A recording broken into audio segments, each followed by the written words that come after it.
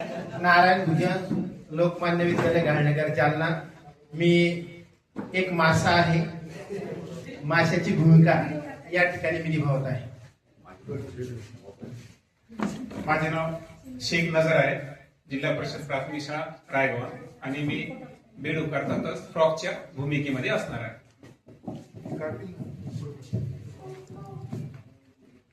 तुमच्या तळ्याचं नाव सांगा ना। बेडूक दादा, मी इथून जवळच घाणेवाडीच्या संत गाडगे बाबा तलावामध्ये राहतो। मला या तुम्ही ज्या ठिकाणी राहता त्या ठिकाणची माहिती मला हवी आहे, कृपया मला ती माहिती तुम्ही द्याल का? अरे का नाही, तू तर माझा लहानपणीचा मित्र आहे, तुला माहिती नाही द्यायची तर कोणाला द्यायची? विचार, काय विचारायचं तुला, विचार, काय आहे तुझ्या मनामध्ये प्रश्न? तुम्ही ज्या ठिकाणी राहता त्या ठिकाणी मला येण्याची इच्छा आहे, पण त्या ठिकाणी काय काय खाद्य माझ्या आवडीचे मला मिळेल?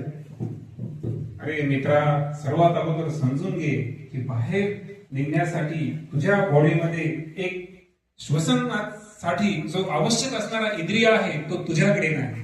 कारण मी पाण्यामध्ये तुझ्यासोबत जेव्हा होतो तेव्हा मी त्वचेच्या मार्फत त्या ठिकाणी श्वसन अभिक्रिया केलेली आहे असणार आहे, आणि तिथं माझी जी स्किन आहे ना ती कॅपेबल नाहीये। मग त्यावेळेस मी काय करतोय, लंग्सच्या साह्याने रेस्पिरेशन करतोय मित्रा, जे लंग्स तुझ्याकडे नाही, कारण तू गिल्सच्या साह्याने रेस्पिरेशन करतो।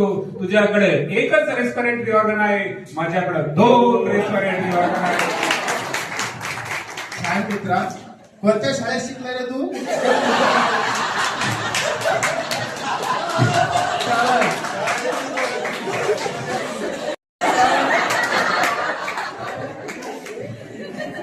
कारण ही शिकावी मला तुझ्याकडून लागेल आणि त्याच्यासाठी मला तुझ्याकडे येणं फार गरजेचं आहे। पण मी असं ऐकलं रे मित्रा, तिथे थोडं जास्त प्रदूषण होतं, घातक गोष्टी पण आहे त्या ठिकाणी तू राहतो, तर मी जेव्हा तिथं येईल मला धोका निर्माण होईल अशा काही वस्तू तर नाही ना तिथे? त्याबद्दल थोडस सांग। अरे बाहेर एक प्राणी आहे जे तुला मला नाही तर सर्व सजीव सृष्टीसाठी घातक आहे, आणि त्याचं नाव आहे ह्युमन बिईंग, मानव। अरे त्याला नॅचरल जे रिसोर्स आहे तुला काय सांगू, ते पण एक सांगतो तुला, देव बी न्याय करेल माहितीये का, की आपला नाश करायला ईश्वर त्याचा नाश करेल माहितीये का। तू घाबरू नको, दम धर, आहे की नाही? त्याला त्याची चुकीची जाणीव होईल। आणि राहिला प्रश्न तुझा प्रदूषणाचा, अरे मित्रा, प्रदूषण तुझ्या माहितीसाठी त्या प्राण्यानं काय केले, कारखाने उभारले, त्याच्यानंतर औद्योगिक प्रगतीच्या नावाखाली पूर्ण जे हवेचं जे कंटेंट आहे ते त्यानं बदलून टाकलं, कार्बन मोनॉक्साईड, नायट्रोजन डायऑक्साईड। अरे किती जगण्यासाठी ऑक्सिजनची आवश्यकता आहे, पण मुळात हे वाक्य चुकीचं आहे, कारण जगण्यासाठी ऑक्सिजन लागत नाही मित्रा। मी तुला सांगतो, जेव्हा आपण अन्न खातो ना ते ऑक्सिडाइज करण्यासाठी लागतं रे ऑक्सिजन। ऑक्सिजन जगण्यासाठी लागतं का? नाही, पण ते ऑक्सिजन मात्र कसं आहे, आवश्यक आहे।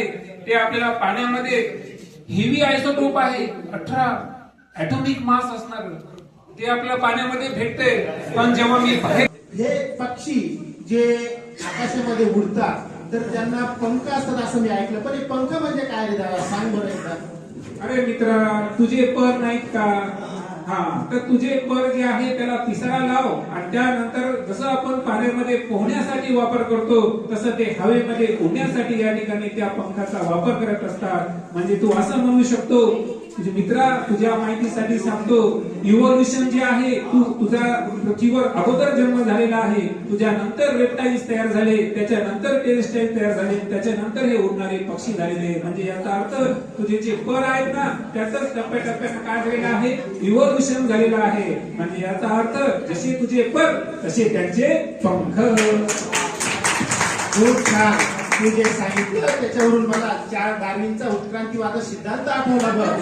जसं जसं उत्क्रांतीवर गेलो आणि नंतर पक्षापर्यंत गेलो, तुझ्यामुळे माझं ज्ञान फार अपडेट झालं रे मित्रा। खूप शेवटी मित्रा ऐकून जाय, ऐकून जाय, आता थोड्या वेळापूर्वी तुझ्या माहितीसाठी पृथ्वीवर डाएट नावाचं एक केंद्र आहे बघ जालना, तिथं प्रशिक्षण सुरू आहे आणि प्रोटीनचा विषय चालू होता तेव्हा तुझी बऱ्याच जणांना आठवण